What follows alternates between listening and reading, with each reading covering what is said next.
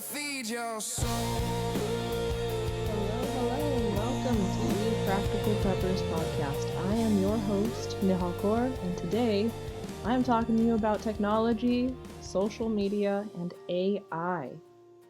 I'd like to jump in and talk about the benefits of getting off of social media and stop, how to stop using it, why stop using it. And then I'd also like to talk about some of the benefits of using AI instead. Now, I know that it's not an easy decision for many people to make to delete their social media accounts and get offline. Although I completely recommend it, I did it. I had an Instagram account that I was addicted to for years, and I deleted it. I mean, this is a few years ago now, I deleted my Instagram account, but I did officially get off of Instagram, and then Facebook was a social media that I was holding on to for a really, really long time, and I just recently deleted it this past week.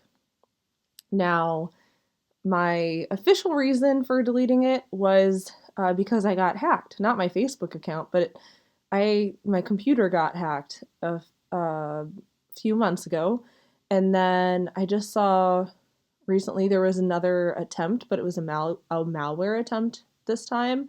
And officially, I'm like, you know what? I assume that this is coming from Facebook, and Facebook doesn't really bring me anything. It doesn't bring me any joy. All of the people that I really care about, we have each other's numbers. If I don't have theirs, then they have mine and they can reach out to me, or vice versa. So, all the people that I actually care about and care to keep updated about my life and my family's life, I mean, I have their phone numbers or know where they live. So there's not really any need for me to make any posts online updating my friends and family or the people who care about me, about my life, because they have those updates already when we speak on the phone or when we send messages. So the other thing is that I don't post anything about my kids online. I'm super hardcore against that. I know a lot of people do. Um, it's, in my opinion, completely irresponsible to be posting pictures of your kids or videos of your kids online, even though you think that your images are safe, even though you think that your children are safe or all the people that you know are safe people for your kids. The reality is that the images of your children online are never secure. They are not safe, and there is a chance that somebody who is following you, maybe, I don't know, a friend from years ago that you had on Facebook that you don't even know about. I mean, if you have like over, 500 friends, guaranteed there's at least one person who's not great for your kids or doesn't have good intentions for your kids in that group of people that you're friends with on Facebook. And I'm not saying that you're bad or it's your fault. I'm saying don't post pictures of your kids online. So that's one other reason. I mean, I never posted my kids' pics anyway, but I think, for other people, I see a lot of my friends do it, and I get it. It's like your kids are adorable, they're amazing. You want to share their accomplishments and their achievements with everyone, and you love them so dearly. Now, where I come from, like, my mindset is that I love my kids so dearly that I would not like to jeopardize them in any way, shape, or form online.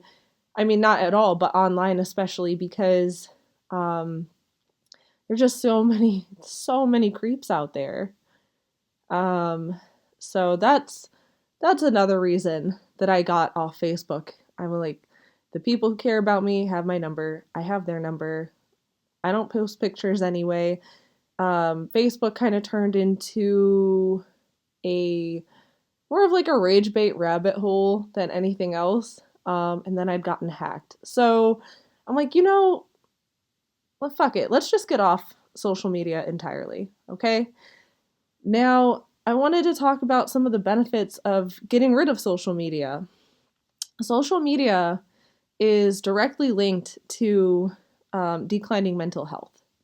And, I think that so many people are comparing their lives to what they see online, on TikTok, Facebook, Instagram, whatever else there is out there. I don't even know about the other platforms, but you kind of have a lot of exposure to these unrealistic lifestyles where people are showing off, and it makes you feel inadequate. It makes you feel like you need to, kind of like keeping up with the Joneses, like you need to do better in your life, or you need to, like, your house isn't clean enough, or you're not doing enough for your family, or you're not making enough money, you don't have the coolest, new toys or whatever. So, um, that's one part of the mental health situation. Another part of it is that you get so much exposure to negativity, to outrage, to drama, to social pressures. I mean, social media is an absolutely fantastic place for you to get so much programming and exposure to things that people way smarter than you want you to have exposure to. None of us were ever meant to access the entire world at the same time. Our brains cannot handle it. We have small little puny lizard brains. As smart as we are, or as smart as we would like to think that we are, our puny little lizard brains cannot handle the entire world's information at one time, and that causes a lot of stress and anger, outrage, and for many people, it causes crisis. So that's another thing that I think is great about getting off of social media, is that you don't have to deal with that. Next is that you are probably going to experience lower risks of anxiety, depression, or addiction, right? So like I mentioned earlier, social media is directly linked to negative mental health outcomes such as anxiety and depression. So when you're sitting there spending all your time constantly uh, gratifying your dopamine receptors, you're just scrolling and, oh, here's something new and interesting that's only 7 to 30 seconds long. You're ruining your attention, and you're also dopamine dumping, and you're doing that for, you think it's just 7 seconds to 30 seconds at a time, no big deal, but all of a sudden you've scrolled for 45 minutes or longer. I mean, that destroys your attention, that destroys your mental health, it causes anxiety, because how many topics, if you're scrolling for an hour, and each reel or short or whatever it is that you've scrolled through is 30 seconds long per piece, then you've scrolled through 120 different topics. That's so much exposure to different things that you're not even going to remember anyway. So you dopamine dump. You now have some anxiety and depression because, oh, I'm not adequate enough, or, oh my gosh, there's some really crazy things going on in the world. And not, on top of that, it's also addictive. The scrolling is addictive. Um, Going back and touching on the attention situation, there are plenty of studies that have determined that absolutely the younger generations who are raised on technology, like the tablet kids, have lower attention spans, and the younger generations have lower attention spans than the older generations. And the older generations want to sit there and complain about, oh, these kids can't focus, they don't play like we used to, or, anything like that. But it's your fucking fault, older people, parents. It's your fault. You are who's the one who put that phone or put that tablet in that kid's hands and let the tablet raise the child. And even my parents' generation, I was babysat by the TV. I had a TV babysitter. And that shit is not going to be me. I'll tell you that right now. That is not going to be me. My kids will have hands-on parents who focus on them, give them attention, who do not just prop them in front of a TV and say, okay, goodbye, I'm going to go do my own thing. No, that will not be me. there should be balance. I mean, we have a TV finally. We watch our movies, we watch our shows, we have fun, but no. These kids need exposure to the outside. They need exposure to other people, and not just weird kids their age. They need exposure to multi-generation people. So that's one thing that I like about homeschooling, but that's a whole nother topic. Now, when you are completely switching tasks or switching your focus every couple of seconds or every 30 seconds, it decreases your attention span, and it makes your brain weaker. And that's something that social media is notorious for doing, especially after the creation of TikTok.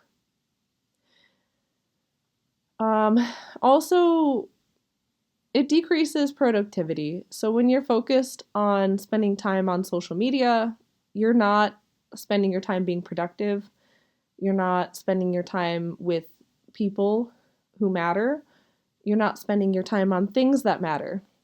I mean, by the end of your life, when you're on your deathbed and you're looking back at the time that you've spent and you're like, man, I really doubt a single person would be like, man, I really wish that I spent more time scrolling on Facebook or scrolling on Instagram. Or man, if I only made that one TikTok post. No, that's not how it is. It's not, no. Not only that, but getting off of social media can really benefit your relationships and your self-image. So, what do I mean by that? When you come home and you and your spouse are sitting in the same room across from one another, not engaging with each other, not engaging in each other's existence, not talking with one another, playing games or anything, engaging in childish banter or something like that. If you're sitting in the same room across from each other, staring at your screens quietly, existing near each other, but not interacting, I mean, you kind of lose meaningful connections, and you're only connecting to something that you might be interested in online, and it creates a lot of boredom. And I know a lot of people, like, when I say that it destroys self-image, I'm talking about so many people I know actually have based their self-image, they've based their worth on likes, comments, how many people follow them, things like that. But that's not truly validating. That's not what makes you a good person. And I think getting off of social media lets you really reconnect to yourself, reconnect to your family, and focus on what truly matters. Not only that, but like, you know how I mentioned earlier about how the people who are way smarter than you or I, who have curated content for you to consume because they want to program your brain. Like, this isn't a conspiracy. There is the thing called the algorithm, and the algorithm is meant to keep you online consuming material and content that has been specially curated just for your interests, as well as to manipulate and coerce you into following what they want you to follow. I mean, they know that we're sheep and they want us to be sheep, and they use this tool. They're so smart. They use this tool to keep you trapped as sheep. They are the shepherds. But if you get off of social media, you are your own shepherd. So, I think that's another great benefit to getting off of social media. All right, so another thing that I'd like to talk about is the benefits of using AI. You know, we're talking about get off social media. There's benefits to your life about, getting rid of social media, getting off the platforms. And I'm not saying like, oh, you have to get rid of everything and cold turkey everything. I mean, that's just what worked for me. I still have my YouTube and my podcasts, and that's pretty much where I plan on hanging out, is there, instead of on Facebook, Instagram, TikTok, anything like that. Because honestly, I think that there's more relevant and useful information in the podcasts as well as on YouTube than on social media. So, going into AI, there's good and bad things. For today, I'd like to talk about the good things. I will absolutely talk about the bad things later on in a different episode, but for today, I want to talk about the good things because there are positives, and I think I can't tell if they outweigh the negative at this point. Um, it is useful. It's very useful. AI is absolutely a phenomenal creature comfort, or it can be. It can save so much time. I mean, I've used it to write drafts. I've used I've used it to write drafts on so many things. And of course, you have to go back through and double check it and make sure that it's to your liking, make sure that it actually makes sense and is accurate, and you got to fact check it and also make it your own. But it does save so much time by writing drafts, be it for contracts, be it for college, be it for writing homeschool curriculum plans for the day. I mean, it can be extremely helpful in doing that and giving you resources. I mean, I think that as far as finding academic resources for my college, it has been instrumental. It's been way more useful than Google Scholar, and I could just ask it, okay, here's what I'm researching. Can you give me 10 academic resources from, that are peer reviewed from 2020 to 2025? And I mean, just like that, boom. I mean, not even a second. It pulls up so much information so quickly. I mean, it's fantastic. It's also really good at helping organize information. It's good at summarizing documents, but I don't like to use it for summarizing documents. I like to read documents myself, even though it takes a lot of time to. I think it's important to get your own perspective and actually read through documents, especially things like legislation. But yeah, you can use AI to read it out loud to you, or you can use AI to summarize it for you. It's also good at helping create calendars and schedules, and it's also really good to bounce ideas off of for brainstorming. I mean, there's so many different applications that you can use AI for. It can help you navigate conflict. It can help you talk about your feelings. It can help you navigate creative pathways towards pursuing different opportunities. I mean, AI is a really incredibly powerful tool. It takes all of the cumulative knowledge that's available on the internet, and it brings it right to you. So, so many people, let's talk about starting a business. So many people want to be creative and brand new and start a business and have a new idea, but so many people in this world have probably already thought of what you've thought of. And I'm not saying okay, if you actually have a new idea, I'm not saying don't go for it. Definitely go for it. What I'm saying is, to be successful, you can copy the ideas of other people who are already successful and kind of tweak something and make it your own. And with AI at your fingertips, I mean, it gives you the access to all of the information for tried and true methods for you to actually truly become successful. And I think that's something that a lot of people don't talk about as far as like the application of AI, and one of the opportunities that we have to use it. And by the way, it's free for the most part. It's free, which is really, really cool. Now, because it can like pull such an expansive amount of information from the internet, it can help you make better decisions in business, in academics, in any conflicting situation that you have going on. It can help you make better decisions because it pulls so much information off the internet and so much data off the internet, and it can like give you options that you might not have otherwise considered. It's kind of like having a personal assistant. And I think that's something that is really, really cool. Another thing is that it can help you build on your own creativity, and it can help you build your skills. It helps it can help you edit photos or videos or graphics. It can help you become a better writer. It can help you get access to information so that way you can learn new skills quickly.